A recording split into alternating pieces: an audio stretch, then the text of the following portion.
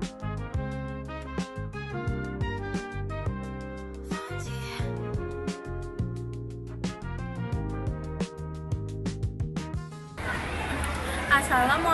warahmatullahi wabarakatuh. Perkenalkan, nama saya Afiza Fatimah Azalia dari kelas 9F.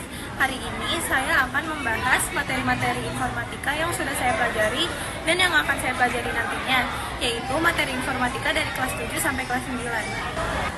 Pertama-tama saya akan membahas materi kelas 7 yang sudah saya pelajari. Bab 1 saya mempelajari informatika dan keterampilan generik. Bab 2 saya mempelajari berpikir komputasional. Bab 3 saya mempelajari teknologi informasi dan komunikasi.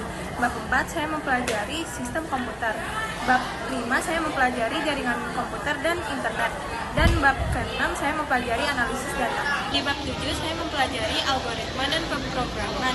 Di bab 8 saya mempelajari dampak sosial informatika.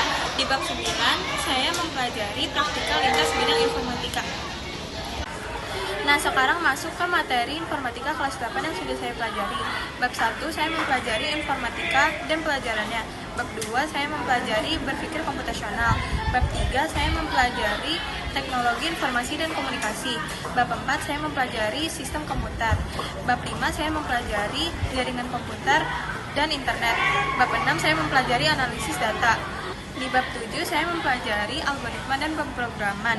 Di bab 8 saya mempelajari dampak sosial informatika. Dan di bab 9 saya mempelajari praktikal lintas bidang informatika. Nah, sekarang mari kita masuk ke materi kelas 9. Di bab 1 saya mempelajari informatika SMP. Nanti di bab 2 saya mempelajari berpikir komputasional. Di bab 3 saya mempelajari teknologi informasi dan komunikasi.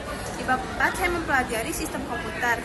Di bab 5 saya mempelajari jaringan komputer dan internet. Di bab 6 saya mempelajari analisis data. Di bab 7 saya mempelajari algoritma dan pemrogramannya. Di bab 8 saya mempelajari dampak sosial informatika. Dan di bab 9 saya akan mempelajari praktik lintas di bidang informatika.